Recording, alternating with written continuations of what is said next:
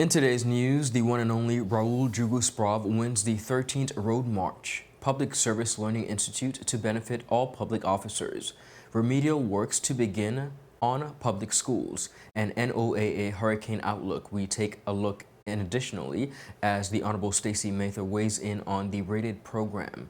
And of course, highlights of the East End Cultural Festival. We'll be right back after a quick commercial break. Father Jesus, that line here long like church service. Alright, do enjoy the rest of the day. Next customer line, please. Wait, hold on a second.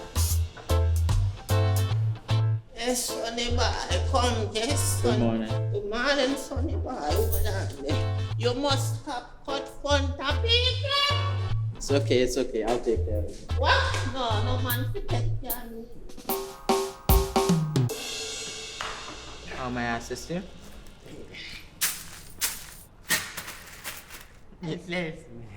You want top of power? You want top of power? Join the prepaid party with CCT and enjoy more affordable data plans, more top-up promotions, more savings with hero bundles, and more value for your money each and every Tuesday with Top Up Turn Up Tuesday. Visit a CCT store today or anywhere CCT Top Up is sold and top up your phone.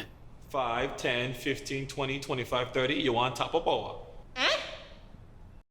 Hello everyone, welcome to this edition of 284 News. It is Monday, August 14th, 2023. I'm Ron Grant, bringing you the very latest out of Tortola in the Virgin Islands. A happy Monday to each and every one of you. Thank you so much for joining us.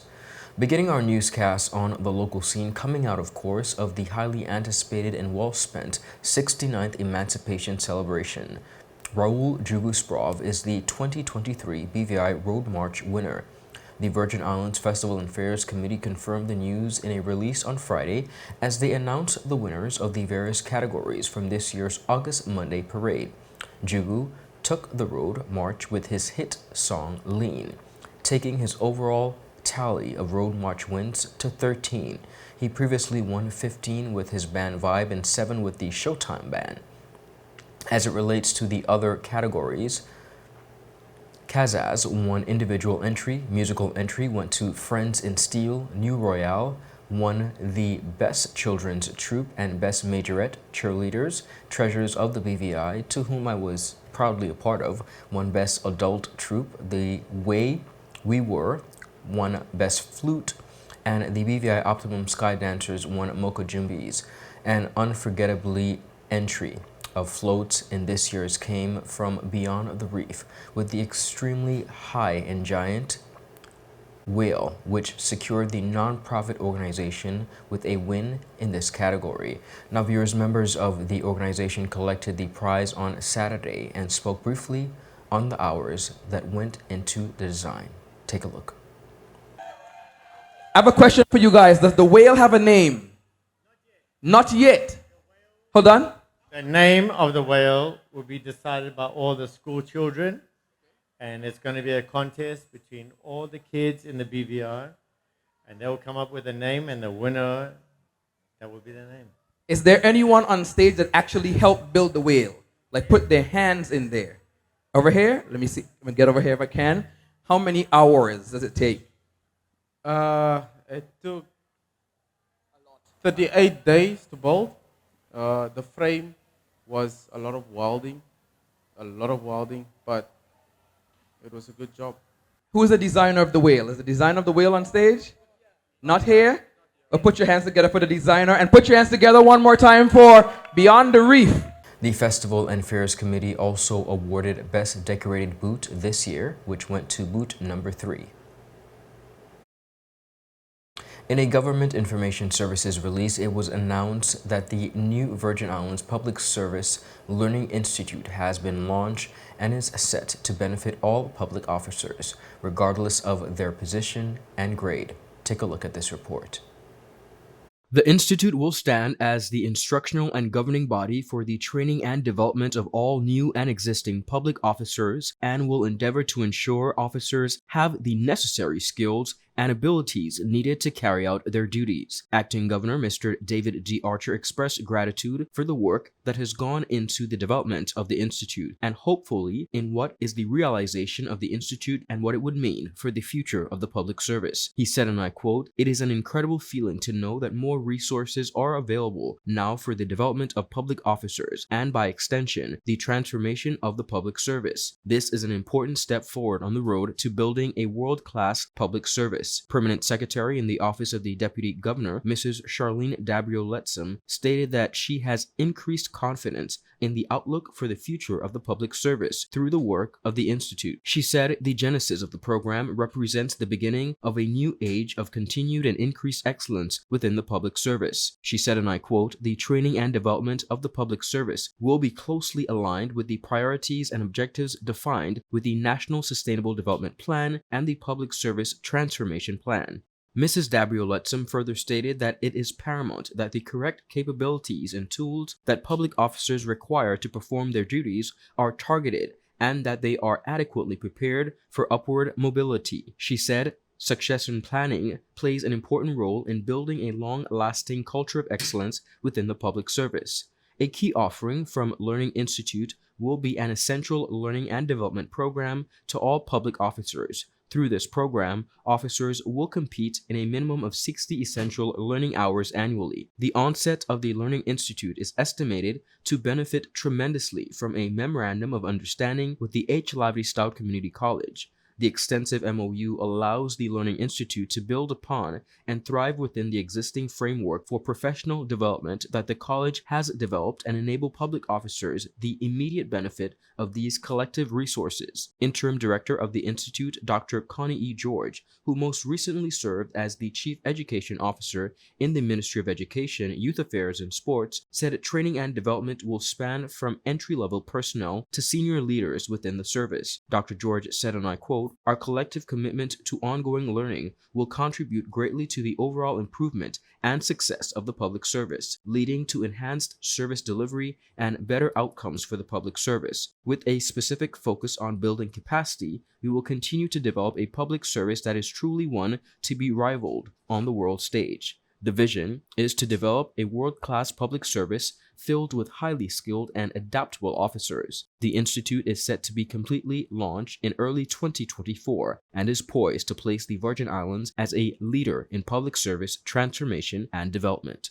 As the territory gears up for the upcoming 2023-2024 school year, a series of comprehensive remedial work on public schools across the territory is said to be underway across the territory. The Honorable Cherie B. De Castro, Minister for Education, Youth Affairs, and Sports, announced that a proactive initiative, she says, has been launched to address long-standing maintenance issues within the school infrastructure. Now, Minister De Castro emphasized the evident need for repairs during a recent tour of public schools, recognizing that these facilities have been maintained with challenges, of course, and for quite some time. In a response, the ministry is executing an ambitious schedule of maintenance and rehabilitation projects throughout the summer months, aiming to tackle a range of critical issues. Now, it is important to note that school is just about 3 weeks out before opening. Acting Deputy Secretary within the ministry, Mr. Claude Kettle, outlined the key focus areas of the remedial efforts. These include addressing matters including mold remediation, electrical and plumbing works. The comprehensive approach is geared toward enhancing the overall safety, functionality, and aesthetics of the school environment. The initial project involved the replacement of the roof at the Claudia Creaky Educational Center on Anegada. This undertaking was successfully completed by Mr. Cecil Penn Construction Limited by July 31st. The ministry has concurrently launched multiple projects to ensure the readiness of other school facilities. Now, in pertaining to the Alexandrina Maduro Primary School, of course, this is undergoing water tightening efforts through a contract awarded to Garner Abraham Construction via the government's procurement process. The Leonora Delville Primary School is undergoing remedial works, upgrades, and painting overseen by the ministry's maintenance team. The Joyce Samuel Primary School is experiencing restroom facility upgrades, door and window replacements, and other critical works facilitated but not outlined by ABSTR construction. Meanwhile, the Willard Whitley Primary School is scheduled for roof repairs, electrical upgrades, restroom improvements, in addition to other remedial works. Mr. Kettle highlighted that additional projects are in the pipeline, including roof repairs, electrical upgrades, and other works at the Enid Scatliff Pre-Primary School. Bids are being reviewed for these tasks, indicating, of course, the continued commitment to ensuring the safety and functionality of the educational process and spaces. Moreover, the private sector has also shown dedication to supporting educational enhancements. Unite BVI has generously donated toward the installation of a playground and basketball court at the Francis Letson Primary School. The North Sound Fund has undertaken projects to resurface the courtyard at the Robinson O'Neill Memorial Primary School. Installations, that is, of the playgrounds at multiple schools, in addition to that, is also on the way. Of course, we are looking forward to our students embarking on a safe and educationally fun new school year. Viewers, up next, we have more local news on the scene. We'll be right back after a quick commercial break. When you're in need of air conditioning, installation, repairs, or replacement services, Markinson Air Conditioning and Refrigeration has the professional technicians, equipment, parts, and ACs to get the job done right.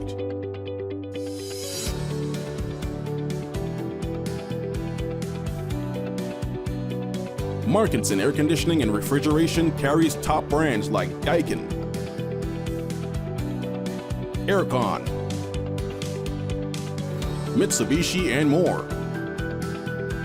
We're open Monday to Saturday from 8 a.m. to 5 p.m. Located in Fish Bay. Telephone 340-4114 or 343-9511.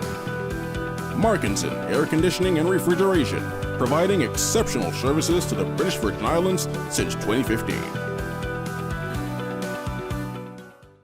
Rashford made it. Manchester United have come from behind to lead. At home or on the go, watch CCT Live. Download our app and carry your favorite TV shows, news, or live sports anywhere you go. Visit cctbvi.com/live, select your package, and tune in. So tonight, I am an international musician and also a bandman. Let's go behind the scenes.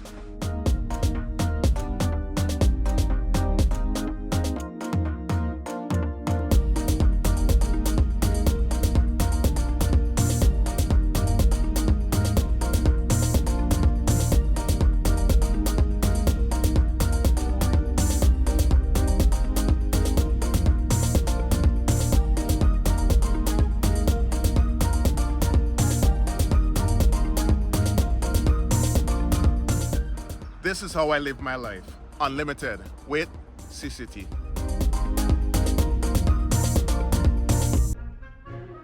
So you're saying I can ask this cat any question? The cat is connected to the computer.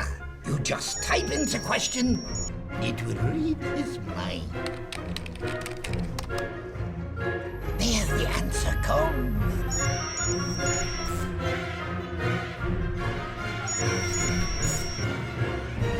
You're the man! I've been looking for this for weeks. Welcome back, viewers. Thank you so much for sticking with us. Continuing on the local scene, the ongoing 2023 Atlantic hurricane season has been upgraded to an above normal level of activity due to the current oceanic and atmospheric conditions, according to the National Oceanic and Atmospheric Administration's Climate Prediction Center. This adjustment comes in response to record warm sea surface temperatures and other environmental factors. Now previously categorized as near normal, the updated outlook now predicts a 70% likelihood of some 14 to 21 named storms, of which 16 to 11 could intensify into hurricanes and 2 to 5 may escalate into major hurricanes. Now, remarkably, the present conditions are anticipated to counterbalance the typically restraining atmosphere factors linked to the ongoing El Nino event. While cyclone formation can occur throughout the year, the official Atlantic hurricane season runs from June 1st to November 30th.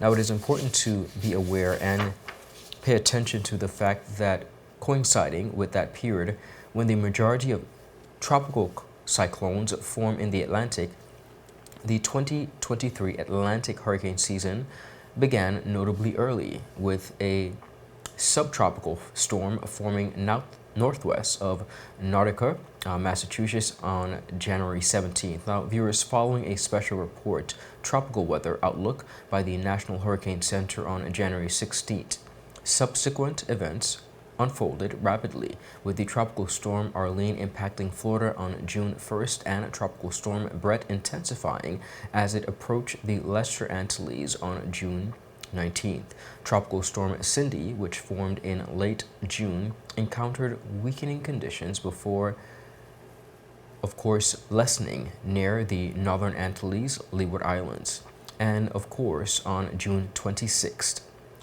Subtropical storm Dawn emerged on July 14th near Bermuda, maintaining an unusually prolonged trajectory across the Atlantic in July.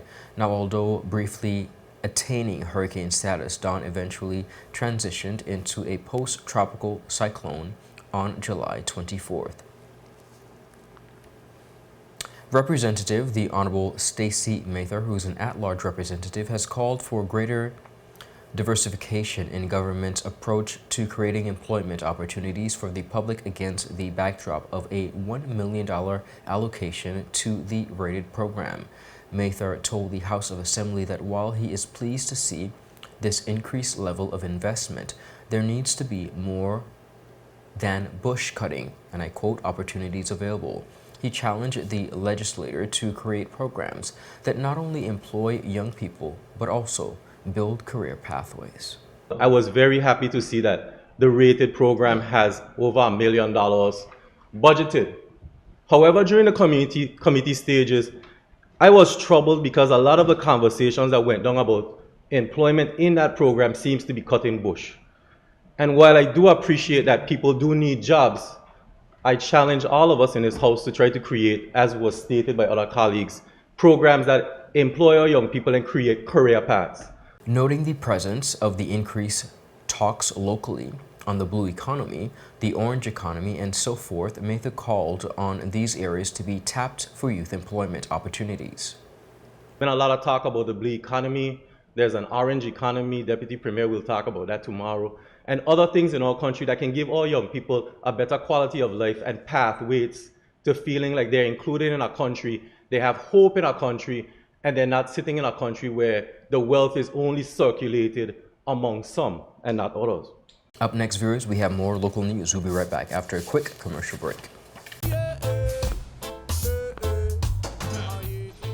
Father Jesus, that line here long like church service. Alright, do enjoy the rest of the day. Next customer line, please. Wait, hold on a second. Yes, Sonny boy, come, yes, Sonny. Good morning. Good morning, Sonny boy. Hold on there. You must stop cut front of people. It's okay, I'll take care of it. What? No man to take care of me. How may I assist you?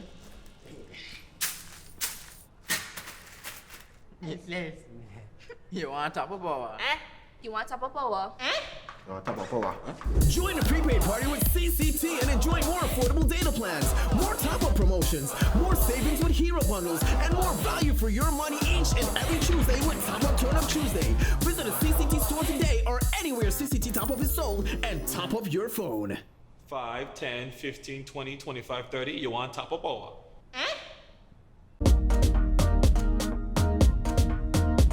So tonight, I am an international musician and also a bandman. Let's go behind the scenes.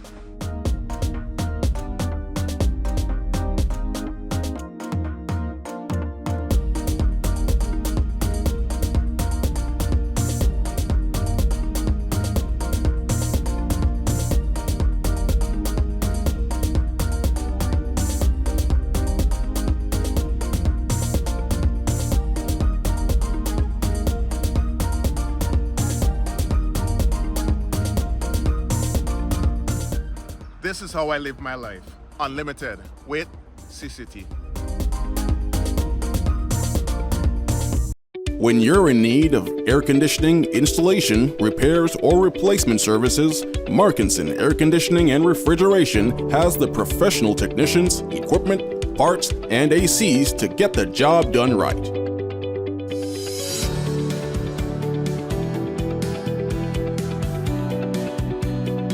Markinson Air Conditioning and Refrigeration carries top brands like Daikin, Aircon, Mitsubishi, and more. We're open Monday to Saturday from 8 a.m. to 5 p.m. Located in Fish Bay. Telephone 340-4114 or 343-9511. Markinson Air Conditioning and Refrigeration, providing exceptional services to the British Virgin Islands since 2015. So you're saying I can ask this cat any question? The cat is connected to the computer. You just type in the question, it will read his mind. There the answer comes.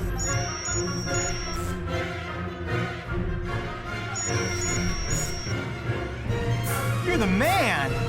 I've been looking for this for weeks. Welcome back, everyone, and thank you so much for sticking with us. On to the final leg of our newscast. Patricia Hackett has been appointed to serve as the Gender Affairs Coordinator in the Ministry of Health and Social Development. This was confirmed in a media statement from the aforementioned ministry, which said that Hackett's appointment commenced in May 2023 and will be valid for a period of 1 year. This is her second time serving in this position, as she previously served as Gender Affairs Coordinator from 2007 to 2011. Minister for Natural Health and Natural Resources, the Honorable Vincent Wheatley, expressed that Hackett has an extreme wealth of knowledge and experience for the role, and she has the capabilities, he said, to revitalize the Office of Gender Affairs. He said, and I quote, "I am elated to welcome her back to continue moving gender affairs forward in the Virgin Islands. As we appoint a new Gender Affairs Coordinator, let us embrace the opportunity to foster inclusivity, promote equality, and empower voices that have long been marginalized."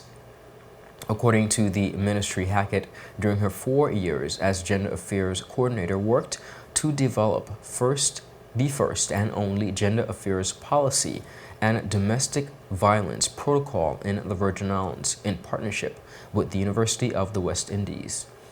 They said, and I quote, "She now returns with the aim of further advancing this protocol, as well as rebuilding and reconnecting alliances with both local and international stakeholders. Ms. Hackett will be responsible for the development of the territory's gender affairs policies and programs and will oversee the unit's day-to-day work and provide strategic guidance." Hackett most recently served as the Gender Training Officer within the Office of the Prime Minister in Trinidad and Tobago. In this role, she oversaw the implementation of the training curriculum for gender development, as well as the gender-related issues for the Trinidad Public Service. Virgin Islands culture was on display on August 9th for the East End Longlook Cultural Experience. Residents and visitors spent the day at the Greenland Field, where they had the opportunity to see and experience a variety of domestic and commercial tools, toys, and machines, which would have been used by those living in the Virgin Islands within the past. Our team was, of course, on the ground to take a look.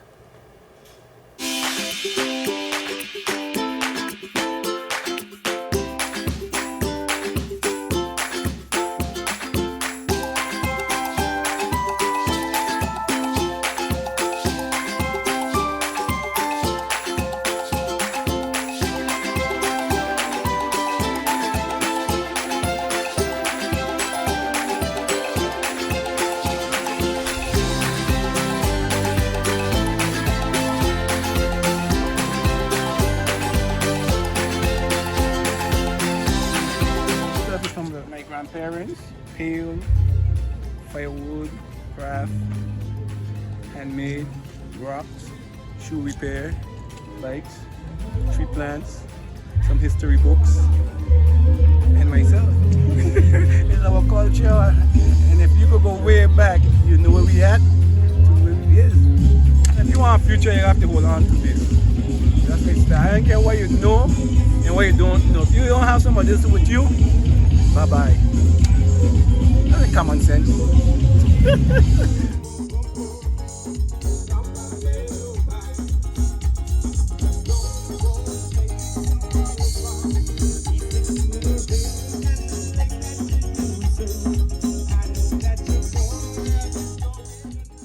Viewers, that is it for today's news roundup. I want to thank you so much for joining us. Be sure to follow us for your daily news updates at 284media.com, and of course, like us on Facebook at 284media and 284BVI on Instagram and Twitter. I'm Ron Grant. I will see you again tomorrow. Of course, thank you and have a safe and enjoyable evening. Goodbye.